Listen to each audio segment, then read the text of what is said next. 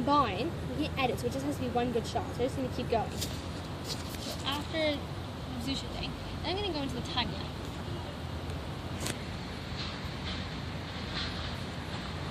Shalom, my name is Hannah1. Thank God I'm studying in Israel this year. Thank you so much to my mother who's filming this video. Basically, last year I was diagnosed with cancer at Shaare Zedek Hospital, and thank God after chemo and a few surgeries and a lot of radiation, I had the full combo meal of cancer treatment. Thank God I'm doing great, cancer free, and now every 4 months it happens that I go to the hospital and they check to see if the cancer came back, God forbid. So around these checkups and afterwards waiting for results, it's a very hard time, and so what I want to do is to make a video to remind myself of all the Torah ideas that I love so much and give me so much strength, and also hopefully this video could help you with the challenges that you struggle with, because we all struggle with challenges. It's an important part of life. Okay, so I can't edit this video because, you know, Gamzu Tova is all for the good. My iPad is just not working, so bear with me here. The Jewish people were slaves in Egypt, and Hashem took us out. Not only did Hashem take us out of slavery, what did He do? He gave us the Torah. We went from the ultimate type of being confined and trapped to the ultimate freedom, of being able to keep the Holy Torah. So in Hebrew, the word for Egypt is Mitzrayim, and the root of Mitzrayim is Meitzar. Meitzar means a limitation, a boundary. Hashem took us out of our limitations. You can imagine what it means to be a slave. Not own your own time. Every day you subjected all different types of harsh labor and work, and you don't even know when you're going to be able to sleep, when you're going to be able to eat. So you're just always following this taskmaster, not to own your own time. And then what's the first mitzvah Hashem gave to the Jewish people? Sanctifying the months. Not only are you now going to own time, you're going to make it holy. So what happened is very interesting. Hashem took us out of the physical limitations, the physical boundaries of Egypt, but we still stayed in slave mentality for the 40 years that we were wandering in the desert before we went to Israel. To give you some examples, the manna that fell from heaven could taste like anything you wanted it to, except for a few vegetables and fish. So what do? We complained, oh no, if only I was in Egypt, then I could eat a watermelon. It's totally irrational. If only I was a slave, then I could have a watermelon. And when Ara and Hakohen died, what do? We started directing a route to go back to Egypt. It's very hard to leave a place of pain. It's not so easy. Hashem took us out of Egypt, but we had to take ourselves out of the slave mentality. So thank God Hashem took me out of my limitation. He took me out of cancer. How do I leave cancer mentally? How do I stop letting it have a hold on my mind, on my emotions, on my thoughts, on my dreams, on everything? So I'm going to answer that question a little bit later on in the video. But first, I want to lay down some fundamentals. But you can see why it's very hard. Like, how can I not live in fear after all the trauma and all the disappointments? How can I hope for the future when I know how horribly things can go? So that's the Messiah, that's the challenge. Okay, so every single person has a toolbox. You're born with it. And Hashem handpicks every single tool, without exception. And some people's toolboxes is health, and some people's toolboxes is illness. Some toolboxes come with this credit card that you can swipe over and over and over again, and some toolboxes come with a hammer and nails, so you're going to have a lot of hard work to do. Some toolboxes come with loneliness, and some with a million friends. Who our parents are, what family we were born into, our natural dispositions, our likes, our dislikes, all these things are part of our toolbox. And what is our individual mission in this world? What's our purpose? It's to serve Hashem, to bring more light into this world, more godliness into this world, through our abilities and our challenges. Our challenges are part of our toolbox, just like the things that we love. Just as much as an amazing version of amazing family is in my toolbox, cancer is also part of my toolbox. And as we know, the thing about tools is that they can get pretty heavy pretty quickly. So if I'm not using a tool to build this world, to bring more light into this world, to make something constructive, then what's going to happen? It's going to weigh us down. So I want to talk about using these tools to build something beautiful, so they don't crush us, they don't weigh us down. So what's a perfect example of this, I think, is Sarah Amenu. Sarah, our mother. You know, every single Jew has an ahava mesuteret, a hidden love inherent in us. What is this inherent love? It's inherent love that we have for Hashem. And where do we get this? We got this spiritual DNA from Sarah Amenu. Sarah did not have an easy life by any measure. Neither did any of the patriarchs or matriarchs. She didn't have children, and it wasn't like she didn't have children for a few years, and Baruch Hashem, she had a baby. It was years and years and years and 10 years and more years and more years, and she just was not having a child until the point that she was 89 years old. And then Baruch Hashem, when she was 90, she gave birth to a child. But what did she do with that challenge? Did she sit and cry when she was depressed all those years? No. She turned pain into prayer. She said, Hashem, I'm going to take this weight and I'm going to elevate it. I'm going to pray. I'm going to work on my emunah, my trust in you. I'm going to realize how everything comes from you. I'm going to put myself in your hands. I'm going to use this huge weight, this pain, to allow me to connect to you. That's using our pain for a purpose. It's using such an assignment, such a challenge as a tool. So, you know, a lot of the time, I just kind of want to be normal. Like, as we were coming to Shari Tzedek, I saw a bunch of friends, and thank God they're medical clowns. They just went to, bring simcha, bring joy to patients who are here, kids, and they had balloons, and they had guitars, and all these fun things. I'm like, I want to do that. I don't want to be going to Shari Tzedek to check if I have cancer. Like, I want to go have fun with kids, and I want to be the Bali Chesed. I want to, come and bring all the joy. Like, why can't that be my service? So the story about the Hasidic master, Reb Zusha. He was crying on his deathbed. And his Talmud, his student, said to him, Reb Zusha, certainly with all your mitzvos and all your massive tovim, your good deeds, your lam hava, your world's come, it's going to rock. What are you so worried about? So Reb Zusha said, I know when I get to heaven, they are going to ask me why I wasn't more like Moshe. Or why I wasn't more like King David. But I'm afraid, what if God asked me why I wasn't more like Zusha? And then what will I say? All we have to serve Hashem with is what we're given. That's our avoda. We can't look at anyone else and say, I wish I had their challenge, or I wish I had their gift, or if only my life was like theirs.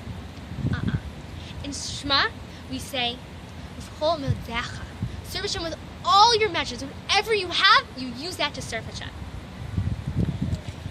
So, thoughts are very, very powerful. They can take us to many different places. So I want to address the way we think.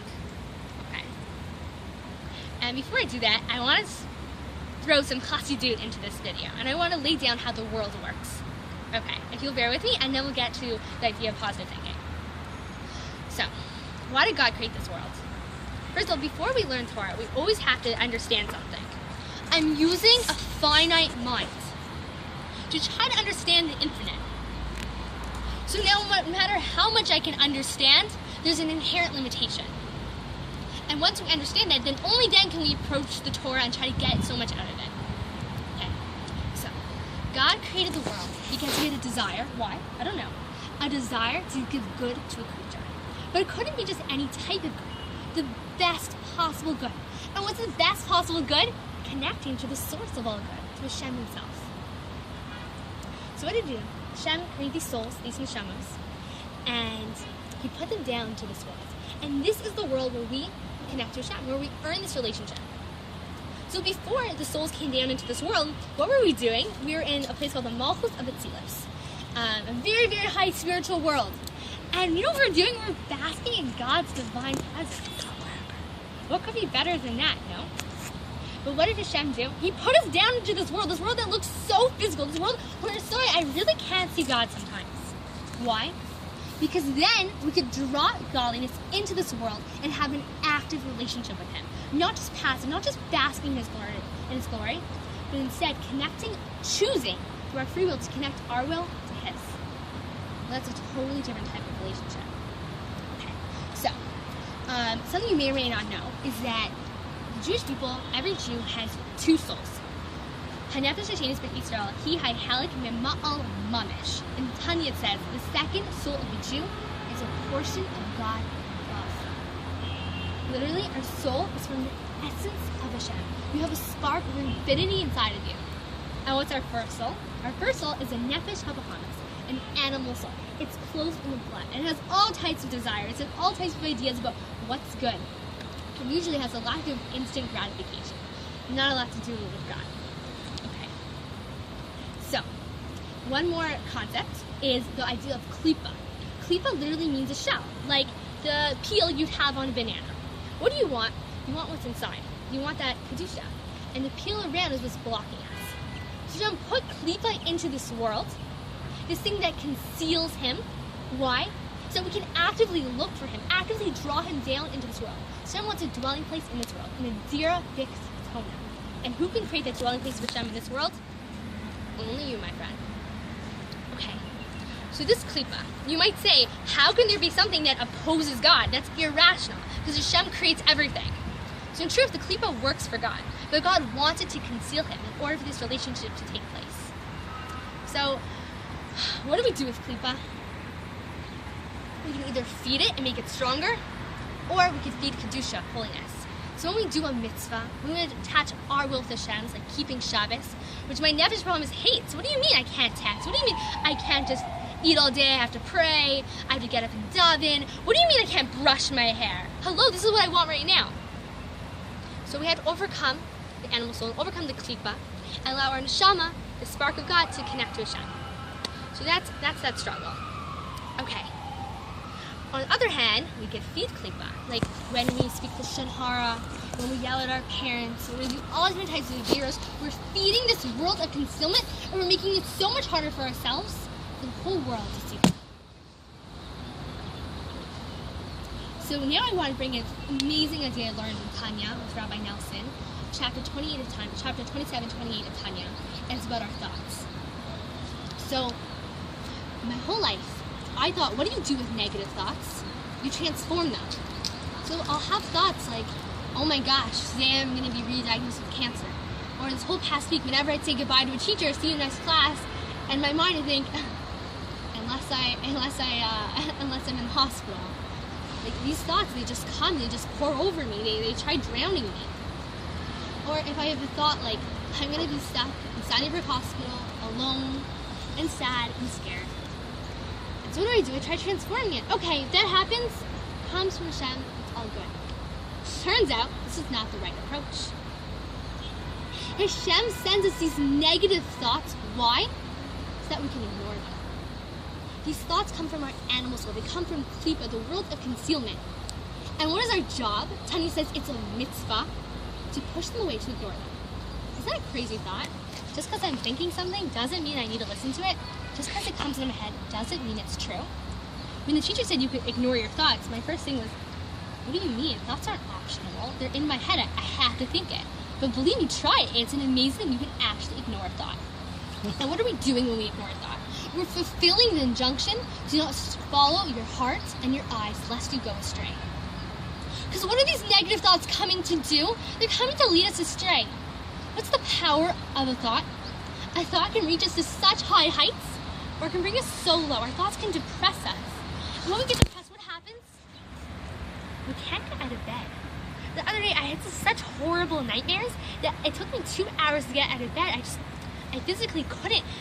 It sinks into you. So what happens if I listen to these negative thoughts and I try transforming them? I'm getting caught and tangled in their web. And what's going to happen? Nothing good. Nothing good can come of such negative thoughts. So what do? We push them away. And when we do this, we're fulfilling a mitzvah. Why? Because someone who refrains from doing an avera, which would be listening to his thoughts and leading us to a point of depression where we can't do anything good, actually fulfills a mitzvah, becomes a positive mitzvah. Says Chazal in Gemara Kedoshim. Okay. So, this is the avoda. When all these thoughts bombard me, should I be sad? I'm such a failure. I haven't managed to master positive thinking. I suck. Why are these thoughts bombarding me? What, don't I have trust in Hashem? Don't I believe in God? Why am I thinking these thoughts? No. We should be b'samech. We should be happy. Why? Hashem's giving me the opportunity to do a mitzvah. Just hold it. Thanks. what's this mitzvah? Ignoring these thoughts. Saying, I'm not opening the door. It's like a parking space, okay? You can only have one car there, and you're choosing who's there. So you could say, okay, but now I'm just repressing all my thoughts and not dealing with my feelings. That's real healthy. Thanks a lot, Judaism. So we have Kriya Shema. Shema we say before bed. And it's Kriya Shema ala mitzah. And we sit on we sit by our bed, preferably next to your bed, not actually on your bed. And what do? You think about the day. You examine, where could I have done better? Where did I do a good job? Where did I feed klipa? Feed the concealment of this world? And where did I choose kedusha? And you take your notes and you listen to those thoughts, but only then. So when you have a negative thought during the day, what's it coming to do? Coming to distract you from doing something good.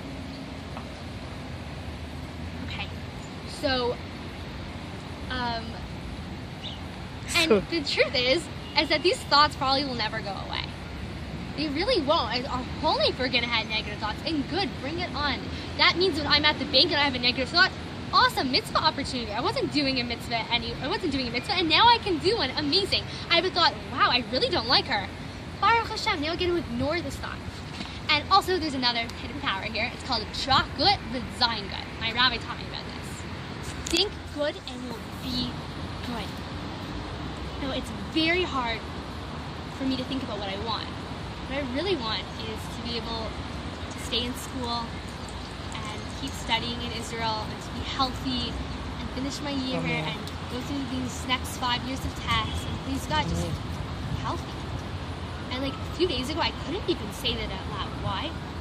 Because the thought of not getting what I wanted was so disappointed. It's so much easier to think negative. People think faith is for the weak. It's not. It's for the strong. It really takes a lot to say, what you want. Because I could say, okay, you know what? I might have cancer, I might not. Either way, it comes from God. Good, Hashgacha Pratis does not deal with it. No. To think Hashem has the power to give me exactly what I want, and I'm going to choose to believe, I'm going to choose to put my trust in Hashem and believe that He only gives me revealed good. It's very hard, my friends. So I said this to a rabbi. I said, it's too hard. It's too hard to want something. Because what if I don't get it?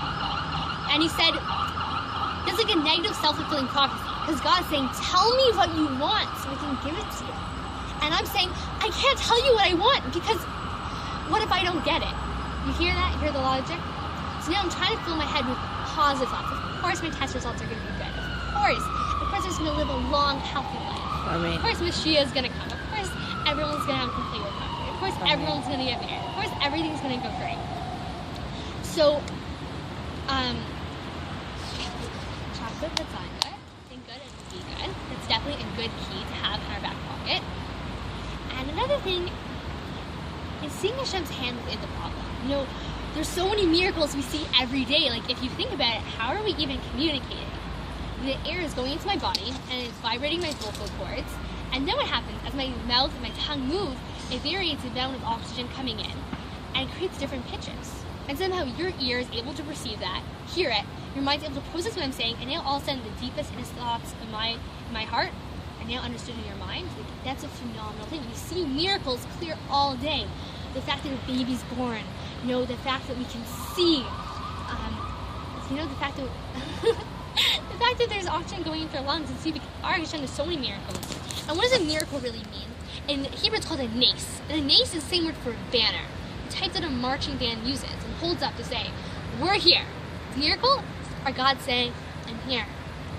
I'm not in the heavens, I'm down here. Every single detail of your life. Loving you every second. And what's the word for Nisayon? And what's the word for challenge in Hebrew? It's Nisayon. And it has the same root as miracles. Why? Because the challenges in our life are also a banner from God saying, I'm here. I'm in every detail of life. I could go up to this appointment and be totally freaked out and feel like, how's there God here? How's there God in checking if this cancer come back? Really, it's missing the point. It's saying Hashem sent me here, and I don't know why, but I'm going to take this dark corner of the world, this appointment room, and I'm going to choose not to feed klipa with all my negative thoughts, but instead to bring kedusha, to bring light, to bring godliness into this world. Think about the tremendous power we have. So one more thought, if you're still listening, is about davening. It says that Hashem loves Tzvius. Why was Sarah Imenu barren for so long? Hashem loves her prayers. If you think about it, it's a little bit messed up, right? I suffer so God enjoys my prayers, but no. Hashem wants us to have this connection. He wants it for our sake, and He also wants it for His sake. And you could say, God's beyond space and time. Hello, God created me. He obviously doesn't need me. If you create something, it means you existed before it, and you weren't dependent on it. So Hashem did an amazing thing we learned in class 2. Hashem chose to need us. He chose, this infinite being chose to need us finite beings. And when we're in pain, Hashem's one with us. Remember how we said our neshama comes from God's essence? We're one with Hashem. So when we're in pain, Hashem's in pain. So we can say, Hashem, I do it for your sake. Make me healthy for your sake so I can continue to serve you in this world. Take me out of pain in order to take yourself out of pain, because I know you're in this